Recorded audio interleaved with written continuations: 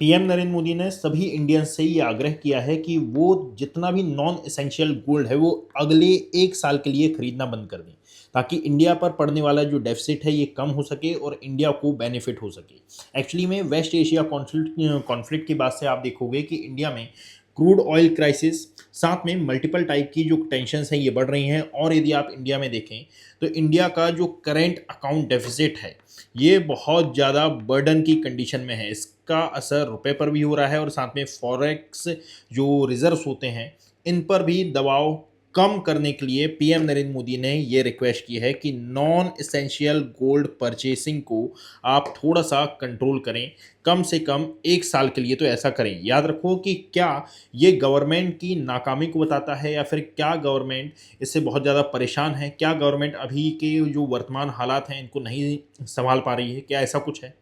So in simple word इसका answer no है। क्यों? क्योंकि याद रखिएगा कि जब ऐसी कोई कंडीशन आती है कि भाई अभी हमारे ऊपर संकट नहीं है, आप देखोगे कि वेस्ट एशिया में कॉन्फ्लिक्ट चल रहा है, इसके कारण इंडिया में क्रूड ऑयल के क्राइसिस हैं। इंडिया के पास अपना खुद का क्रूड ऑयल नहीं है, इंडिया के पास अपना जो खुद का गोल्ड है ये बहुत कम है। एक्चुअली में ये वो चीज़ें हैं जो कि हम इंपोर्ट करते हैं बाहर के देशों से, और जब इंपोर्ट किया जाता है और जब इसकी पेमेंट की जाती है तो याद रखिएगा कि इसके कारण हमारा जो करेंट अकाउंट डेफिसिट है इस पर असर पड़ता है। करेंट अकाउंट डेफिसिट पर असर पड़ना दैट मीन्स देश पर प्रेशर बढ़ता है। साथ ही साथ याद रखो इसकी पेमेंट तो हमें करनी ही पड़ेगी। पेमेंट करने के लिए हमको अपना जो रिजर्व है उसमें से डॉलर निकालना होता है, सामने वाले देश को देना होता है। इसके कारण जो रुपए है इसका डेप्रीसिएशन भी आपको देखने के लिए मिलेगा। दैट मीन्स ये जो टाइम है ये महत्वपूर्ण है। महत्वपूर्ण इसलिए क्योंकि इस संकट की घड़ी में हम सभी देशवासी किस प्रकार से अब मिलकर निर्णय लेते हैं और किस प्रकार से मिलकर इस कंडीशन को सॉल्व करते हैं। इंडिया का जो गोल्ड इंपोर्ट है, याद रखना कि पिछले साल कस्टम ड्यूटी में कटौती के बाद से ये बहुत ज़्यादा तेज़ी से बढ़ा था। ठीक है, साथ ही साथ याद रखो कि जबकि ये जो क्रूड ऑयल है इसकी भी बढ़ती कीमतें ट्रेड डेफिसिट को तो और ज़्यादा बढ़ा रही हैं और इसके कारण रुपए पर भी दबाव पड़ रहा है। ठीक है, सो इसीलिए पीएम नरेंद्र मोदी ने कहा है कि भाई हम अगले 1 साल के लिए यदि चाहें तो अपना जो गोल्ड परचेसिंग है ये थोड़ा सा कम कर सकते हैं। इसका मतलब अब बहुत सारे जो पॉलिटिकल एस्पेक्ट हैं ये आप लेकर चल सकते हैं, क्योंकि सोशल मीडिया का ज़माना है। मैंने सोशल मीडिया को ओपन किया, सोशल मीडिया को देखने पर ये मालूम चलता है कि भाई कहीं ना कहीं क्रिटिसिज्म का भाव आता है। यदि आपने हिस्ट्री पढ़ी हो है ना, पॉलिटी पढ़ी हो, तो वहाँ पर मैम इंदिरा गांधी ने भी क्राइसिस के समय यही कहा था कि हमें अपना जो करेंट अकाउंट डेफिसिट है इस पर ध्यान देना है। यदि फाइनेंशियल ईयर 2025 की हम बात करते हैं तो 30 बिलियन US डॉलर हमारा करेंट अकाउंट डेफिसिट था। यदि हम क्रूड ऑयल की बात करें तो ये 105 US डॉलर अभी हमको पड़ रहा है। यानी कि यूएस ईरान कॉन्फ्लिक्ट के बाद से, स्टेट ऑफ हॉर्मुज ब्लॉक होने के बाद से इसका जो प्राइस है ये कंटिन्यूसली इंक्रीज होता जा रहा है। साथ ही साथ याद रखना हम 85% जो ऑयल है ये एक्चुअली में बाहर से इंपोर्ट करते हैं। दैट मीन्स इंडिया पर वैसे ही बहुत ज़्यादा प्रेशर है। क्यों इंपोर्ट करते हैं? क्योंकि इंडिया के पास खुद का जो ऑयल है, खुद का जो क्रूड ऑयल है ये नहीं है।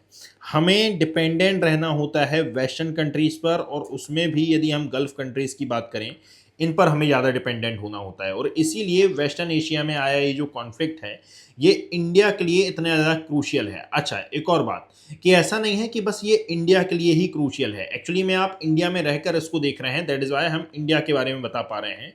यदि गोल्ड इंपोर्ट की हम बात करें तो याद रखना कि ऑलरेडी हम बहुत ज़्यादा गोल्ड इंपोर्ट करते हैं। जब से 20 जनवरी 2025 से जब यूएस की सत्ता में डोनाल्ड ट्रंप महोदय का पदार्पण हुआ है उसके बाद से आप देखिए कि जो गोल्ड का प्राइस है ये कंटिन्यूसली बढ़ रहा है। यानी कि गोल्ड इंपोर्ट अब इंडिया की सबसे बड़ी इंपोर्ट टेंशन्स में से एक है। क्रूड ऑयल के बाद पहले नंबर पर अभी भी क्रूड ऑयल है। जुलाई 2024 के बाद से यदि आप देखोगे तो यूनियन बजट ने ये जो कस्टम ड्यूटी थी इसको गोल्ड पर 15% से 6% तक कर दिया था। गेटिंग माई पॉइंट, जिससे ना इंपोर्ट और ज़्यादा तेज़ी से उछला था, यानी कि हमने जब ये इंपोर्ट ड्यूटी कम, सॉरी कस्टम ड्यूटी कम की तो और ज़्यादा इंपोर्ट हम करने लगे। फाइनेंशियल ईयर 2024 में सोने का जो आयात है ये 45.5 बिलियन यूएस डॉलर का था। 2025 में यदि हम देखें, ये 2024 का है, 2025 में यदि आप देखोगे तो 58 to 60 बिलियन यूएस डॉलर का था। सबसे ज़्यादा, अब तक का सबसे ज़्यादा उछला ये जो अंतर है ये आपको देखने के लिए मिलेगा। व्यापार घाटे में जो हिस्सा है यदि आप इसको देखोगे तो जो गोल्ड है ये कुल मर्चेंटाइज इंपोर्ट का लगभग 8 to 10% है, और ट्रेड डेफिसिट का अप्रॉक्सीमेटली ये 1/5 पार्ट कवर करता है। इसीलिए गोल्ड हर एक इकोनॉमी के लिए बहुत ही ज़्यादा एसेंशियल माना जाता है। याद रखो कि इंडिया में बेसिकली ये जो क्रूड ऑयल है और पेट्रोलियम ये भी बहुत ज़्यादा क्रूशियल है, क्योंकि हम इसको बाहर से ही इंपोर्ट करते हैं। इलेक्ट्रॉनिक्स एंड सेमी कंडक्टर भी हम बाहर से मंगाते हैं, गोल्ड एंड इंपोर्ट भी हम बाहर से मंगाते हैं। अब यदि मान लीजिए हम सब कुछ बाहर से मंगा रहे हैं तो हमारे यहाँ बन क्या रहा है भाई? ये वो चीज़ें हैं जो कि हमारे यहाँ अदर चीज़ों को फॉर्म करने के लिए इसेंशियल मानी जाती है। यदि हमारे यहाँ इलेक्ट्रॉनिक सेमी कंडक्टर है, दैट मीन्स हमारा जो आईटी सेक्टर ही अच्छा चलेगा। क्रूड ऑयल है मतलब कि इंडस्ट्रीज अच्छी चलेंगी। गोल्ड है मतलब कि हमारा जो व्यापार है ये अच्छा चलेगा, और हमारा जो सेट है ये अच्छा माना जाएगा। अब बात ये आती है कि पीएम नरेंद्र मोदी ने ये जो रिक्वेस्ट की है कि भाई आप 1 साल के लिए जो गोल्ड बाइंग है ये बंद कर दें, यानी कि गोल्ड खरीदना बंद कर दें। तो मान लेते हैं कि भारतीयों ने गोल्ड खरीदना बंद कर भी दिया, सो इससे होने क्या वाला है? सो याद रखिएगा कि यदि हम गोल्ड खरीदना बंद करते हैं तो इसके कारण जो करेंट अकाउंट डेफिसिट है ये घटकर 0.4 से 0.6% ऑफ जीडीपी तक इसको लाया जा सकता है। और इससे जो हमारे यानी जो पॉलिसी मेकर्स हैं है ना, इनको अधिक थोड़ा कंफर्टेबल फील होगा और ये पॉलिसी मेकिंग अच्छे से कर पाएंगे। इनको इस ओर तो कम ध्यान देना पड़ेगा कि कम से कम देश की जनता तो हमारे साथ है। इकोनॉमिस्ट पॉइंट ऑफ व्यू से यदि आप डिस्कस करोगे तो अगर भारतीय परिवार 1 साल तक जो गोल्ड है ये ना खरीदे ना, तो जो करंट अकाउंट डेफिसिट है ये इतना ज़्यादा तेज़ी से इसमें कमी आएगी कि ये यानी बहुत ज़्यादा तेज़ी से यानी एक्सपोनेंशियली कमी आएगी इसमें। जो मनोरंजन शर्मा है, ये चीफ इकोनॉमिस्ट हैं एट जो इन्फोमेरिक्स रेटिंग्स होती है, इन्होंने कही थी ये बात।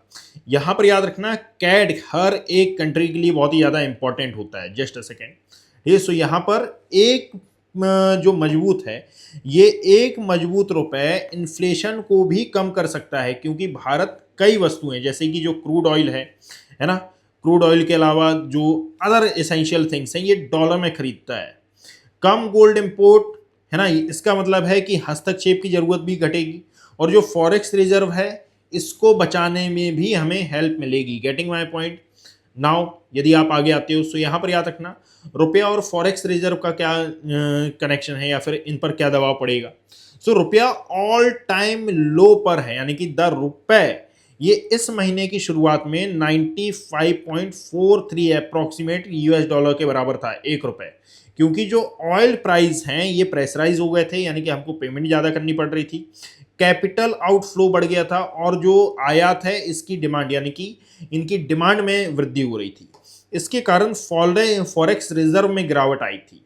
फॉरेक्स रिजर्व की यदि हम बात करें सितंबर 2024 में ये 704.9, ठीक है, 704.9 के अप्रॉक्सीमेटली ये था यूएस डॉलर। और जनवरी 2025 में यदि आप देखोगे तो 605 से 625 बिलियन यूएस डॉलर ये पहुंच गया। मतलब कि जो आरबीआई है इसने बोला था कि मुद्रा को स्थिर रखने के लिए बार बार इसमें हस्तक्षेप करना पड़ रहा है, इसको कंट्रोल करना होगा।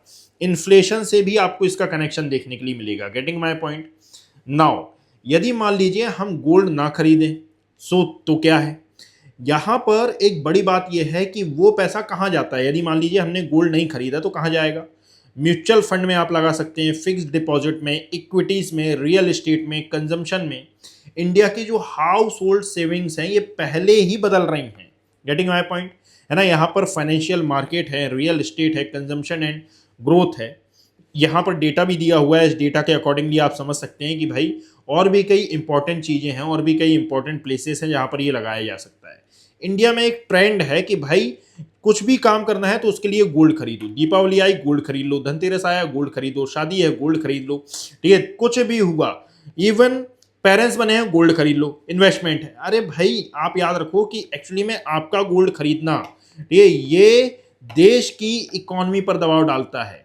यदि मान लीजिए देश ने हमसे हेल्प मांगी, यानी कि पीएम ने हमसे हेल्प मांगी, तो आप थिंक लाइक अ यूपीएससी एस्पिरेंट, क्या हमारा ये फर्ज नहीं बनता कि हम इस जिम्मेदारी को समझें? बिल्कुल हमारा फर्ज बनता है। और इसीलिए याद रखिएगा कि इसको पॉलिटिकल ड्रामा समझने से पहले आप ग्लोबल टेंशन समझकर, और ग्लोबल टेंशन से इंडिया निपट रहा है, अपने स्टॉक मार्केट को स्टेबल बनाने का ट्राई कर रहा है, इस कंटेक्स्ट में इस न्यूज़ को पढ़ें। Getting my point? सो यदि मान लीजिए हम ऐसा वाकई में करते हैं तो ये जो अभी सिचुएशन बनी हुई है इससे निपटने में काफ़ी ज़्यादा हेल्प मिलेगी।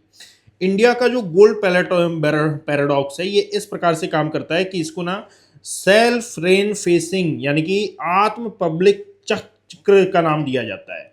अक्षक गर्ग हैं, इन्होंने ना चॉइस वेल से संबंधित एक गहरे इकोनॉमिक जो विरोधाभास है या फिर पैराडॉक्स है इसकी पहचान की है कि इंडिया के लोग गोल्ड के प्रति बहुत ज़्यादा जुनूनी है कि भाई कुछ होना हो गोल्ड होना चाहिए, और गोल्ड को मानते क्या है? इन्वेस्टमेंट मानते हैं कि भाई ये हमारा इन्वेस्टमेंट है।